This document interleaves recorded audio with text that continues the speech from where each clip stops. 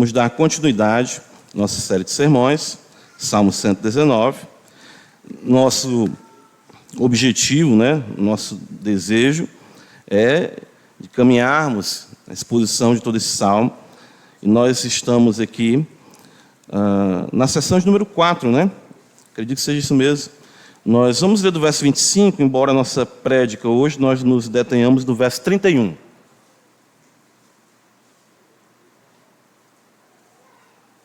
Diz-nos assim, palavra do Senhor. Salmo 119, vamos ler a partir do verso 25. A minha alma está pegada ao pó, vivifica-me segundo a tua palavra. Eu te expus os meus caminhos e tu me valeste. Ensina-me os teus decretos. Faze-me atinar com o caminho dos teus preceitos e meditarei nas tuas maravilhas. A minha alma de tristeza verte lágrimas, fortalece-me segundo a tua palavra.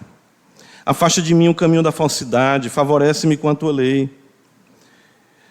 Escolhi o caminho da fidelidade e decidi-me pelos teus juízos. Aos teus testemunhos me apego. Não permita, Senhor, seja eu envergonhado. Amém.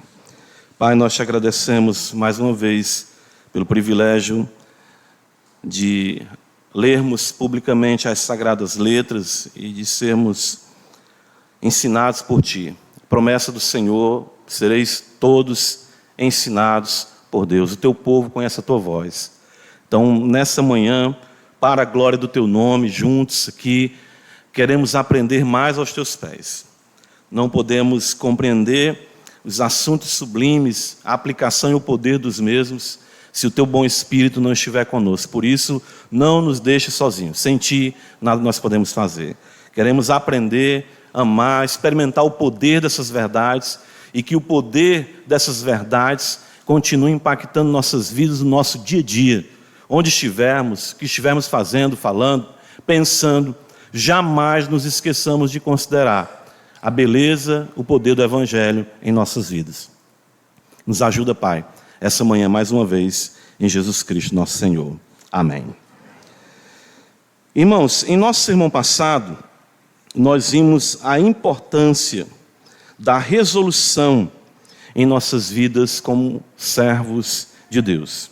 Isso nós vimos no verso número 30, perceba, quando Davi afirma, escolhi e decidi-me, pelos teus juízos. Então, nós precisamos, como crentes, sermos resolutos, sermos decididos. Uma vez que fomos regenerados, nós podemos agora escolher o que é bom. Quando estávamos mortos em delitos e pecados, não.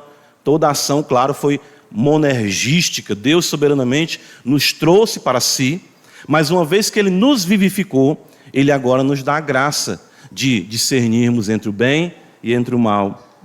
As Escrituras, as epístolas, elas constantemente nos trazem admoestações visando isso, nos ensinar a maturarmos as verdades do Evangelho e sabermos aplicar as mesmas no nosso dia a dia. Eu creio que aqui é o grande X da questão da vida cristã. É sermos decididos pela verdade. Citamos outros textos, comparamos com outros textos das Escrituras, e lembro bem que nós falamos de Daniel, capítulo 1, quando ele, mesmo tão jovem, levado como cativo para a Babilônia, ele resolveu não se contaminar com os manjares ali da corte babilônica, e essa resolução de Daniel foi muito importante para a sua vida e, claro, para a glória de Deus na propagação da verdade naquele império pagão. Então, Davi, ele diz que escolhia, de fato, ele diz, eu escolhi o caminho da fidelidade e decidi-me pelos teus juízos. E ele, então, assim cresceu e assim prosperou em sua vida cristã. O Salmo 1 diz isso, Tudo quanto faz será bem sucedido, varão que medita na lei do Senhor. Vamos prosseguir, então, aprendendo mais dessa resolução e, claro, dos percalços que nós encontramos no caminho da fidelidade. Veja, no versículo 31 ele diz, aos teus testemunhos me apego. Essa é uma frase bem interessante porque o versículo 25 utiliza a mesma palavra. A minha alma está apegada ao pó. Então, pelas circunstâncias, pelas tristezas, pelas angústias, a alma de Davi estava ali, como ele diz, apegada, abatida, estava arrasado, não é? Mas da mesma forma, ou muito mais ainda, claro, ele tem o seu ser, a sua alma, apegado às verdades de Deus.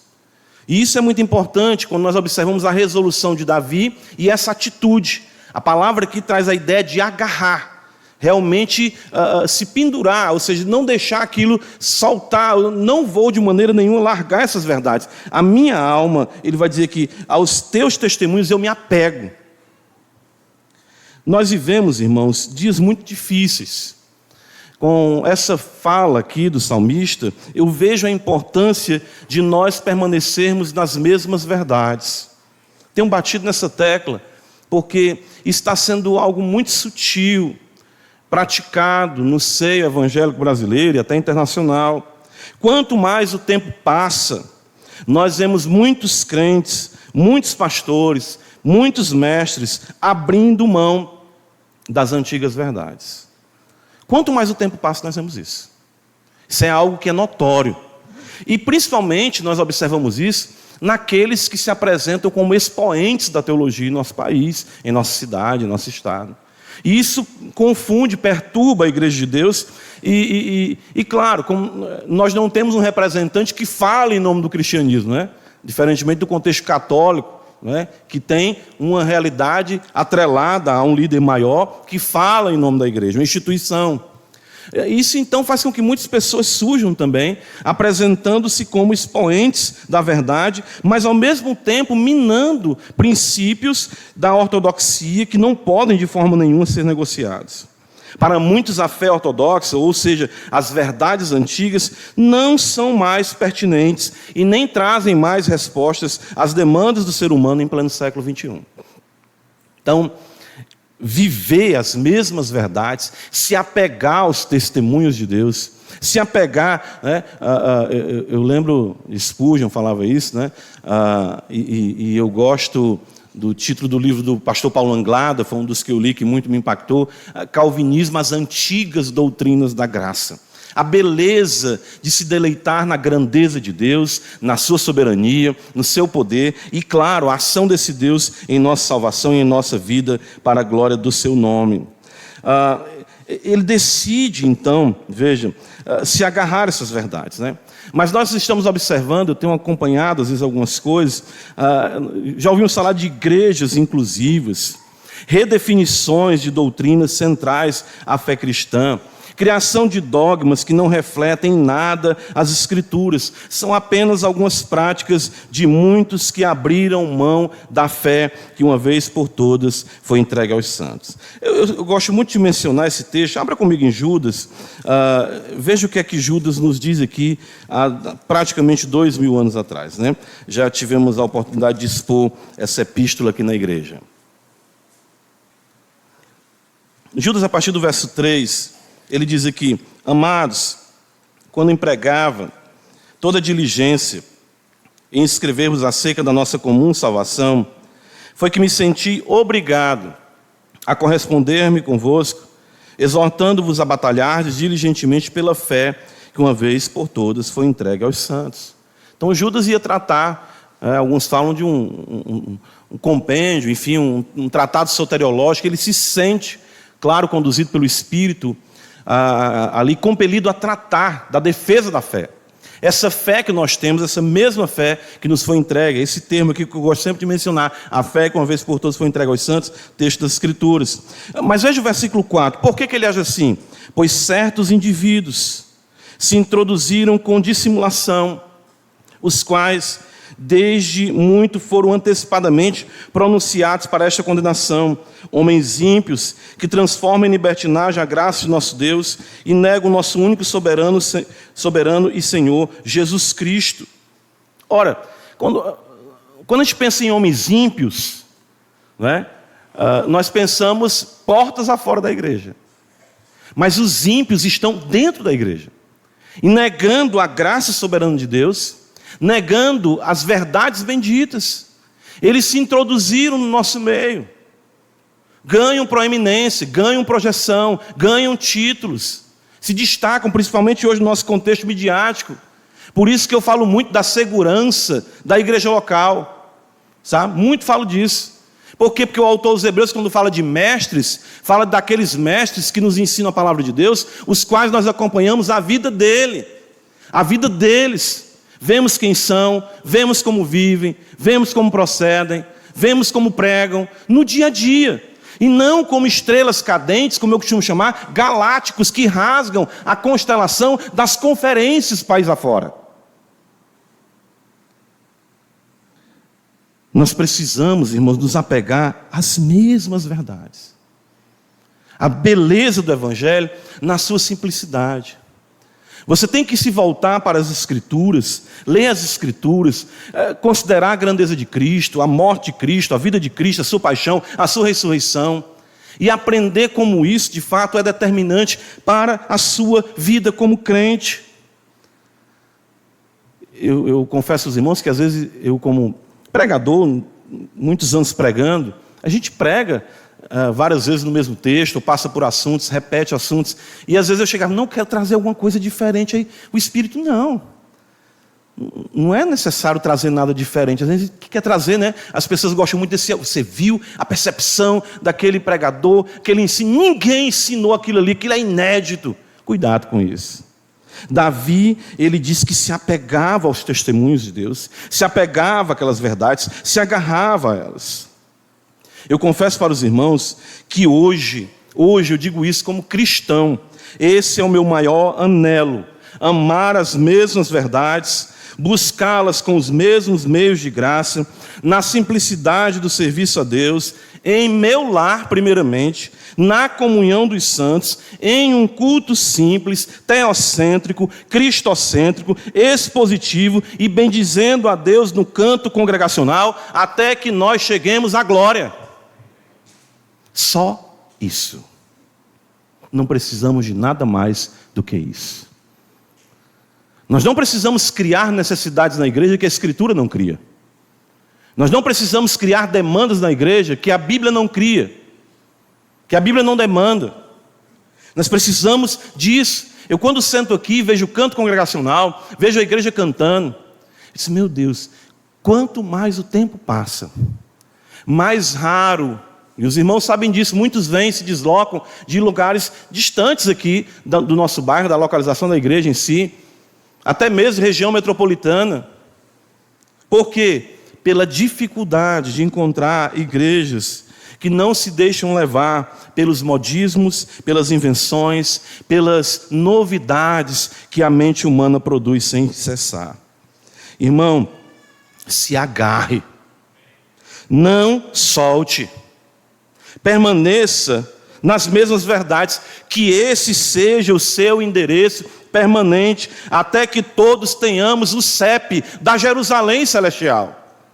Cadê irmão fulano? Não está mais aqui não. Está onde? Está na glória. Não, ele agora está numa igreja ali que esclarece, não sei se pagará a conta de energia, pintaram de preto, né? Uma coisa aí, sabe? Uma coisa mais agitada.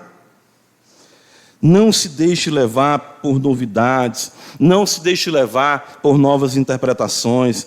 Não siga aqueles que querem apagar o inferno da justa ira de Deus. Irmão, isso está tão comum hoje. As pessoas não suportam mais o peso da verdade de quê? De um tormento eterno. Não dá não, isso é demais. E o pior é que essas pessoas que se dizem ser referências no ensino das Escrituras não repreendem os seus pares com esses ensinamentos equivocados. Por isso que não representam a igreja. Continuam indicando os livros uns dos outros, recomendando os vídeos uns dos outros, mas não dizem, olha, isso é pecado, isso foge da Escritura, cuidado, povo de Deus, o inferno é eterno, o juízo é eterno, a vida é eterna, Cristo é a única verdade. As pessoas não suportam mais isso. Eu não pensei em chegar um tempo de sentir isso tão perto e tão pegajoso que eu fico com medo. Eu fico orando a Deus, Senhor, me ajuda. Eu fico pedindo a Deus, sabe o quê? Aquilo em Efésios, volta à prática das primeiras obras na igreja de Éfeso, em Apocalipse. Agarrar as mesmas verdades, com a mesma simplicidade, com a Bíblia, em oração, numa vida simples. Irmãos, é assim que o poder de Deus se manifesta em nossas vidas. Que nós tenhamos cuidado, não admitamos um amor redefinido para condizer com a nossa permissividade, mas que nós nos agarremos às mesmas verdades. Veja o Salmo 119, versículo 31, outro ponto aqui, é que ele diz: aos teus testemunhos me apego, não permita, Senhor, seja eu envergonhado. Ele fala de vergonha aqui, de ser envergonhado.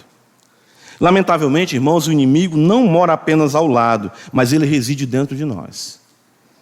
O salmista sabia disso. Embora se agarrando às verdades, ainda se via em perigo pelos males de fora, mas principalmente pelos males de dentro. Principalmente isso. Porque esses males, eles são externos, mas eles encontram o seu correspondente interno. E qual é o correspondente interno? O engano do nosso coração. Quando nós falamos sobre o inimigo que mora dentro, é o que diz o profeta Jeremias no capítulo 17. Os irmãos conhecem o texto, versículo 9, enganoso é o coração, mais do que todas as coisas, desesperadamente corrupto. Quem o conhecerá? É bem verdade que a injúria, o opróbrio, a calúnia, a difamação são armas usadas por Satanás a fim de arruinar o testemunho de um santo. Nós vimos isso no contexto, ele fala isso, da língua enganadora que lançava opróbrio sobre ele, e isso também era um propósito do inimigo de trazer vergonha sobre o nome de Davi. Assim foi feito com o mestre, chamado de Beelzebu, não seria diferente conosco. Às vezes a gente se choca, né? Mas nós devemos rogar a Deus que nos guarde da vergonha lançada sobre nós, né? Que pode vir, claro, do nosso próprio coração. Além de nos livrar da língua enganadora que lança mentiras e procura lançar opróbrio sobre o testemunho dos santos, nós também temos que ter cuidado para que o nosso coração não seja instrumento e nos enganar e trazer também vergonha para as nossas vidas. O nosso coração é extremamente enganoso, de modo que nós podemos ser o nosso próprio sabotador. Então, quando ele diz assim, Senhor, ele diz no versículo 31, não deixa eu ser envergonhado. Porque ele queria se agarrar aquelas verdades e continuar. Interessante que quando você observa pessoas que mudam, né, de ideia, mudam de opinião, quando eles são confrontados, eles dizem, eu posso mudar. Ainda vão para a Bíblia. Paulo não mudou? Né? Saulo não era quem era, não mudou. Moisés não estava ali no Egito, não mudou. Todo mundo tem que evoluir na sua teologia. Olha. Verdadeiros pokémons teológicos, né?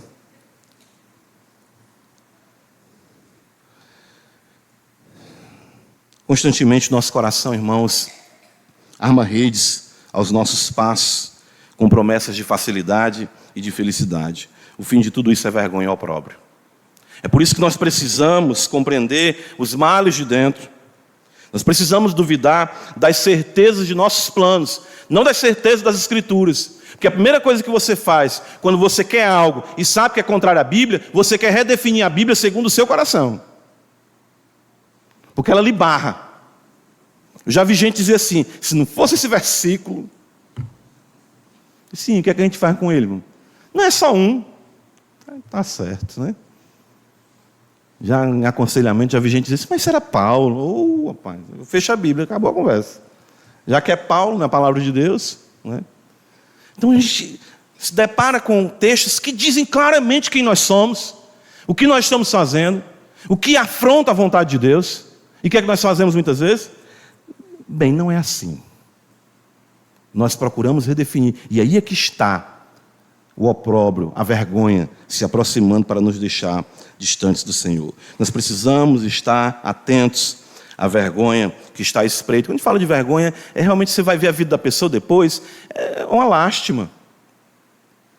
Grandes livros, grandes conferências, né? Muitos vídeos. Depois, quando você vai ver como é que terminou a vida, pode observar.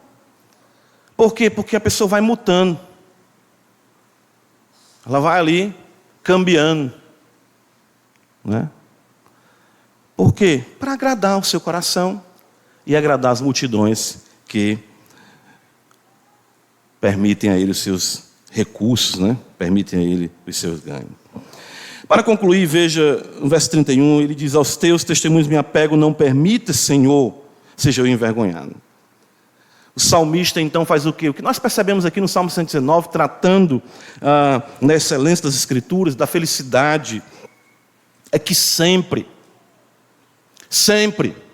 o desaguar da verdadeira teologia será em devoção. Eu não me admiro mais com nada que não seja um homem ler a sua Bíblia e orar. Pai, fulano, é mesmo assim, é? Será que isso tudo aí tem uma vida secreta de oração? Nós vamos falar sobre isso hoje à noite. Sobre essa vida secreta de oração. No Evangelho de Marcos. Cristo buscava isso. Eu não me admiro com nada além disso. Quando a esposa do Lloyd Jones foi definir o seu marido, ela disse o seguinte: ninguém entenderá de fato o legado do meu marido se não compreender que ele era duas coisas, ela falou: um homem de oração e um evangelista. Como é que você quer ser lembrado? Porque nas Escrituras, o que destaca um homem ou mulher de Deus é uma vida de oração. Que arma preciosa, que recurso celeste, que dádiva sublime. Eu gosto quando a minha esposa diz: graças a Deus a gente pode orar. Podem tirar tudo de nós, mas ninguém cala uma alma regenerada na sua comunhão com Deus. Né? Pode tirar, pode acabar com o seu nome, com a sua reputação, pode tirar os seus bens. Nem morrendo você deixa de orar. Lembra de Estevão? Senhor, recebe o meu espírito. Adentra na glória orando. Por isso que diz: orai sem cessar. Ele ora a Yahvé, o Deus da aliança, ao Deus do pacto. Veja que por muitos versículos ele não tinha recorrido ao nome Yahvé, Senhor, que está aqui em caixa alta no seu texto. Ele sabia que podia se voltar para aquele que não é suscetível ao engano, mas que é a própria verdade. Na quarta-feira nós tratamos sobre isso, o texto de Jeremias, quando o Senhor fala que eu mesmo entro em aliança contigo. O que Davi está dizendo aqui: Senhor, eu me apego aos teus testemunhos, não deixa eu ser envergonhado, mas a minha confiança não é na minha capacidade, mas porque tu és um Deus fiel. Tu és um Deus fiel à tua palavra. Deus se empenhou, Ele empenhou a sua palavra unicamente por graça e bondade, a fim de salvar e conduzir a si o seu povo. Então Deus se comprometeu em nos salvar. Quarta-feira eu falei isso aqui. Não importa o que aconteça na sua vida, você vai chegar no céu. A gente esquece disso, né? Quando eu vejo essas mudanças, essas questões hoje dos mestres aí, né? E eu vejo a mudança, o ataque à ortodoxia em nome do academicismo. Eu digo: meu Deus, me ajuda, se esses homens tão grandes aí que sabem de tudo, homem fala hebraico de trás para frente, grego para cima e para baixo, siríaco, aramaico, ainda escreve em chinês e faz exegese japonês. Meu Deus, que será de mim, que mal falo português? Me guarda, Senhor.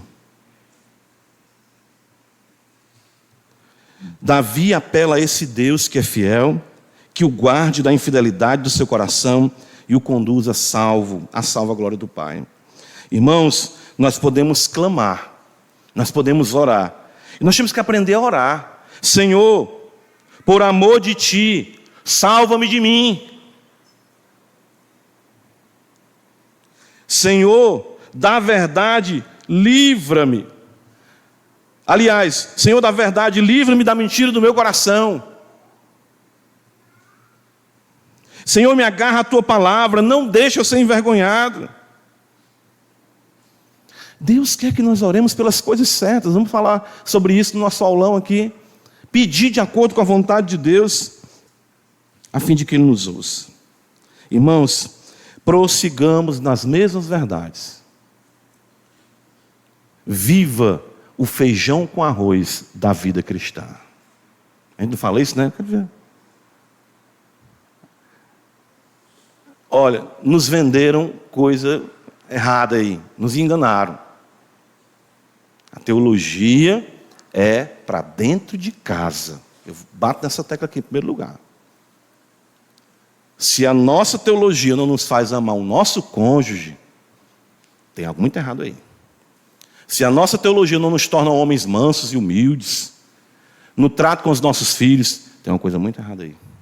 Se a nossa teologia não nos coloca na nossa igreja como irmãos amigos, tem uma coisa muito errada aí.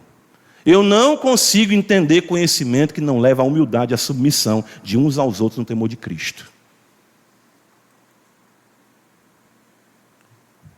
Irmão, o ímpio já dizia, falando agora o ímpio, não adianta ir para a igreja rezar e fazer tudo errado. Cuidado com a lembrança. Precisamos prosseguir nas mesmas verdades, guardados do engano de fora e de dentro, apelando ao Deus da aliança, que nos conserve e nos conduz a salvo, ao seu reino de luz. Amém, irmãos? Graças te damos, Senhor, pela tua palavra, pelo teu evangelho, por Cristo Jesus. Senhor, não sei quanto tempo de vida ainda temos aqui, mas uma coisa nós queremos te pedir, que esse palmo de existência seja estável, porque tu és o Deus imutável. E que possamos ser encontrados aqui, crendo no mesmo evangelho, adorando o mesmo Deus, casados com a mesma esposa, amando os nossos filhos, envelhecendo, adoecendo, tudo na esperança e na convicção de que em breve estaremos no novo céu e na nova terra. Esse é o quinhão e a sorte daqueles que compreendem a beleza de se apegar às tuas verdades, e é isso que nós queremos para nós. Isso nos basta. Tu em todos, em Cristo Jesus. Amém.